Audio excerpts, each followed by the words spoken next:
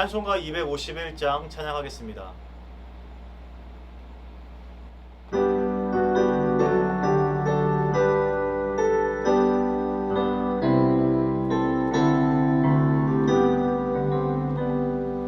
놀랍다 주님의 기르네 우리의 죄를 속하시려 갈보리 십자가 위에서 어린 양 보혈을 흘렸네 주의 은혜 우리의 죄를 다 씻었네 주의 은혜 우리의 죄를 다 씻었네 죄악은 성난 파도같이 우리 영혼을 위협하나 헤아릴 수 없는 주 은혜 십자가에서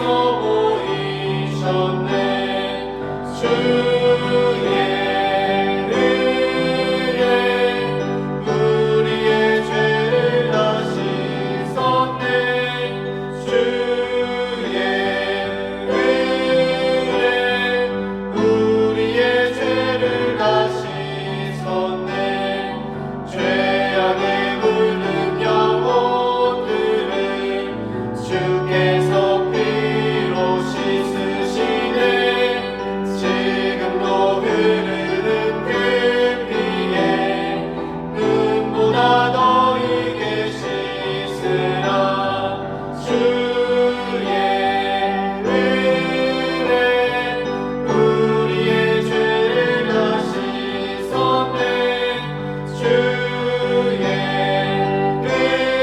은혜 우리의 죄를 다 씻었네 피할 수 없는 그 은혜를 믿는 자에게 거저주네 형제여 주 앞에 나와서 더진 채 말고 곧 받으라 주의 은혜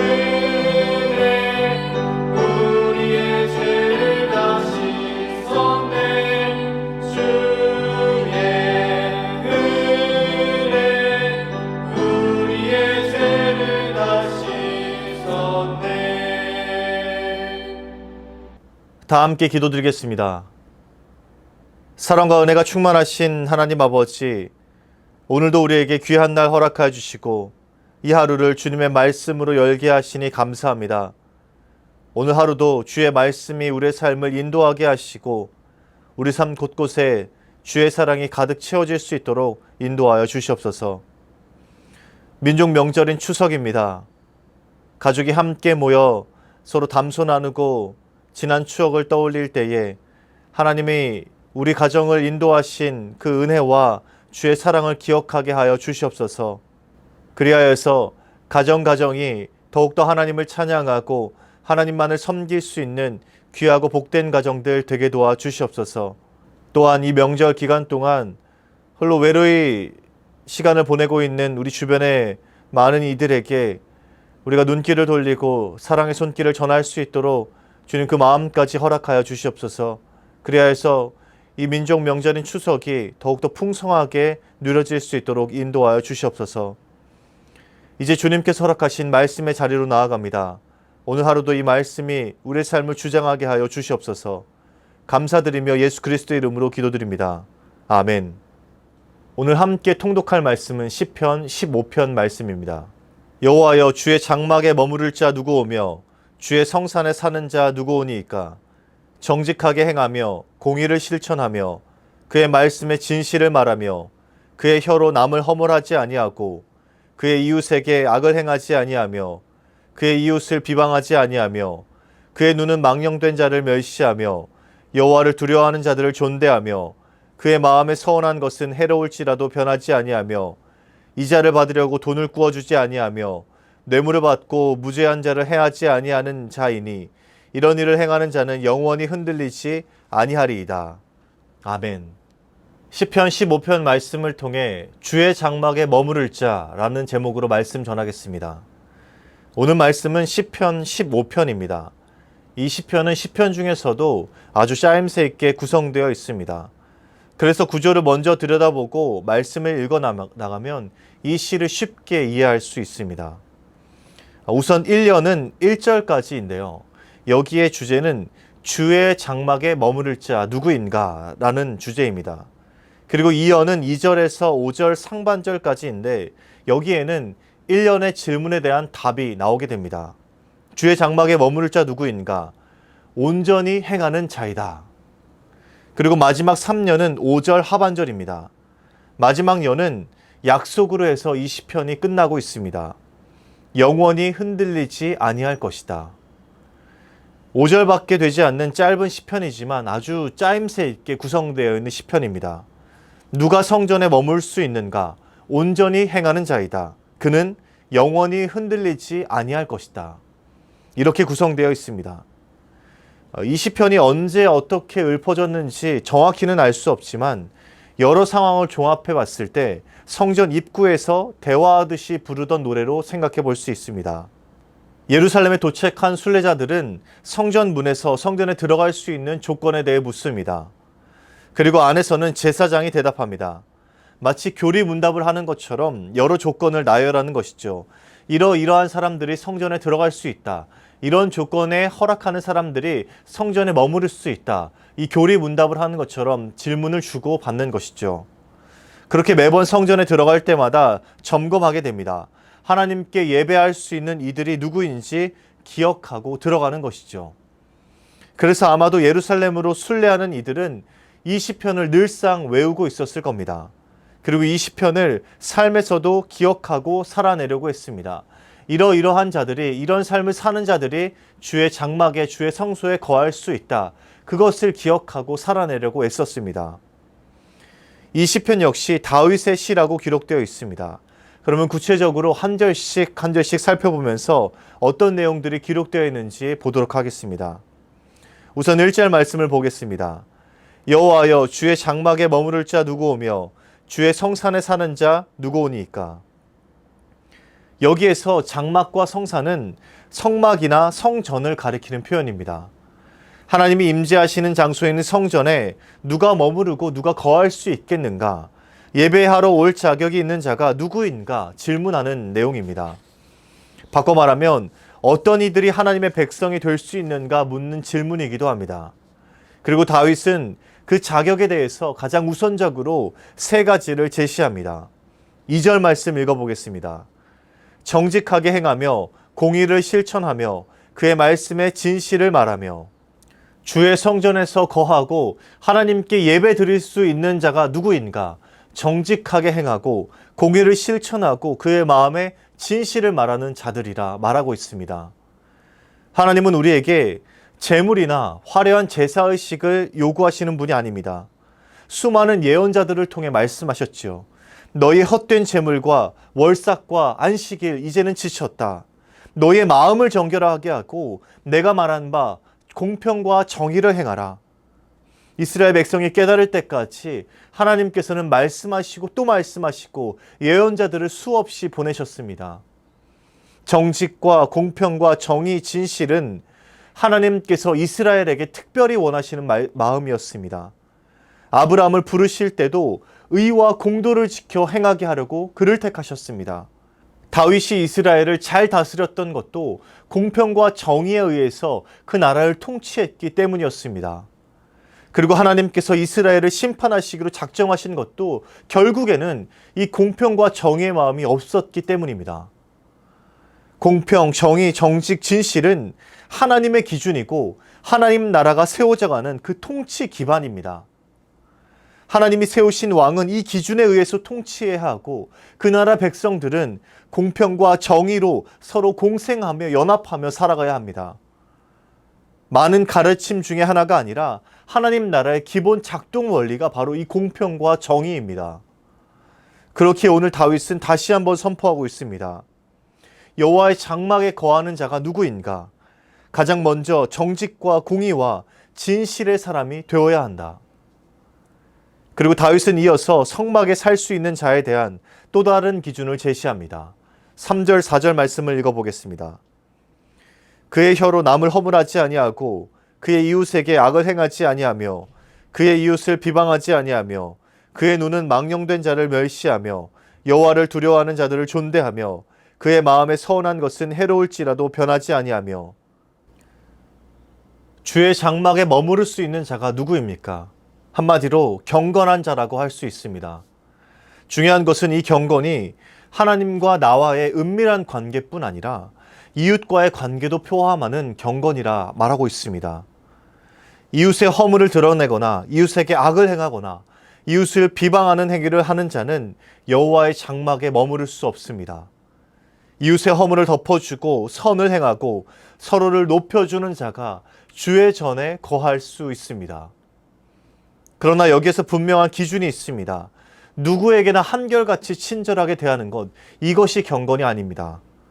여호와 하나님을 두려워하고 예배하는 자들에게 그렇게 경건하게 대해야 합니다. 만약 망령된 자와 하나님을 두려워하지 않고 방자하게 행하는 자들이 있다면 그들은 분명 멸시하고 그들에게 하나님이 살아계심을 선포해야 합니다. 망령된 자를 존중하는 태도는 경건함이 아니라고 말하고 있습니다.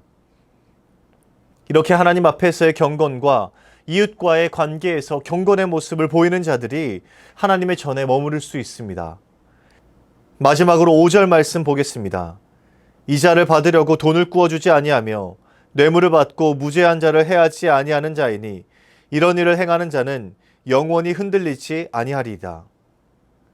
주의 장막에 머무르는 자는 이기적인 욕망을 따르지 않고 가난한 자들을 억압하지 않는 사람입니다. 하나님의 말씀은 관념적이거나 추상적이지 않습니다.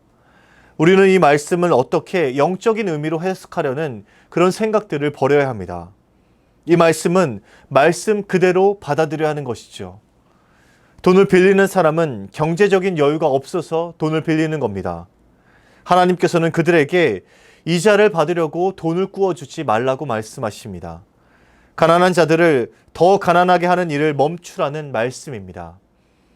실제로 이스라엘에 이런 일이 있었습니다.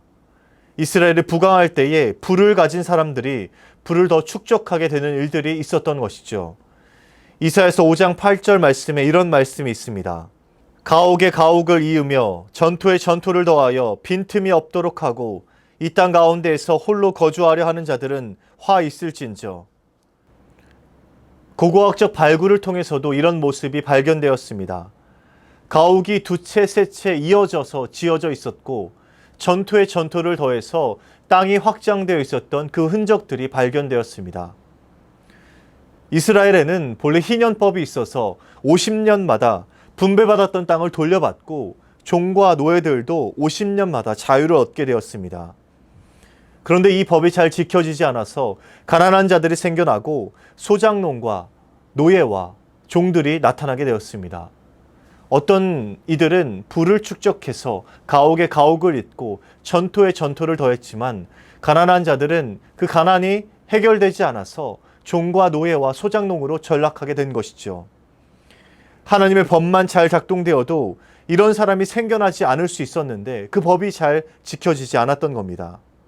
오늘 말씀에서는 하나님께서 다시 이스라엘의 마음을 일깨우고 계십니다. 가난한 사람을 더 가난하게 하는 자들은 여호와의 전에 머무를 수 없다. 이기적인 욕구를 채우기 위해서 다른 이들을 억압하는 이들은 주의 장막에 머무를 수 없다. 말씀하십니다.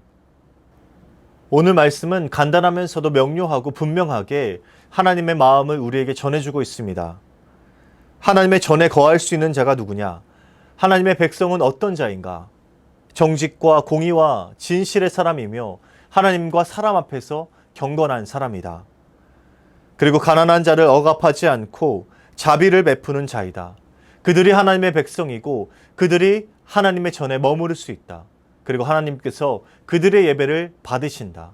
하나님의 말씀입니다. 그리고 그들은 영원히 흔들리지 않는다. 하나님께서 약속해 주십니다. 사랑하는 수유제교회 성도 여러분, 하나님께서는 우리의 정결한 삶을 통해서 하나님의 마음이 드러나길 원하시고 하나님 나라의 모습이 나타나길 원하십니다. 그리고 삶의 예배가 온전한 자들에게 그 삶이 영원히 흔들리지 않는다 약속의 말씀을 주셨습니다.